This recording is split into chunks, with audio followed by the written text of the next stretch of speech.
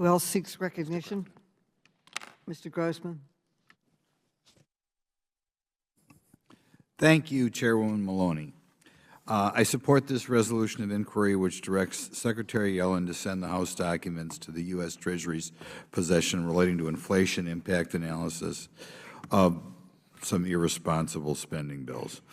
Across the country, Americans have felt the effects of inflation on their wallets as price of everyday products have jumped like we haven't seen for 40 years. The price of groceries rose 12.5% in October from October last year, and the price of gas rose 17% at the same time. Housing costs like rent are increasing more than double the average pace in the 10 years before the pandemic. In an attempt to reduce inflation, the Federal Reserve has raised interest rates at the fastest pace since the early 1980s.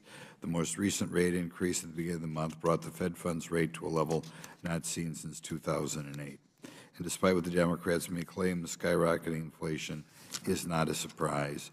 Republicans and Democrats predicted at the beginning of 2021 that inflation would result from the $2 trillion American Rescue Plan. Larry Summers, the Harvard professor,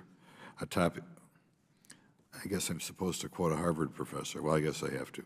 A top economic advisor to both President Clinton and President Obama warned in February 2021 that President Biden's $2 trillion stimulus plan was dangerous.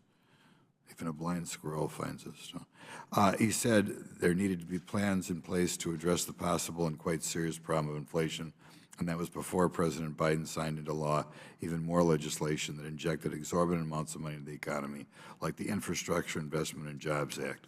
The administration likes to blame inflation on the war in Ukraine or private companies claiming they're greedy and only looking out for their bottom line, but that's misleading. Inflation began to rise before Russia invaded Ukraine. And Stanford economist John Taylor says that inflation rises when the growth of the money supply increases too rapidly.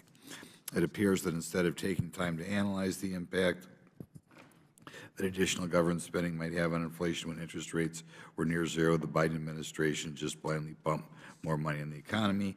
By passing this resolution of inquiry, we will be better equipped to investigate the inflation threat the administration's multiple spending passages have unleashed. I know there's been some call for more bipartisanship on this issue. I hope we have more bipartisanship. It would be good if the appropriation bills applying to the current fiscal year were on a bipartisan basis, adjusted for 0%. I know Congress loves to spend, but I think it would be a great bipartisan project that I'm sure not all Republicans would participate in to kind of change those appropriation bills and work our way back to a year of 0% increases. But in any event, thank you for the time. I yield back.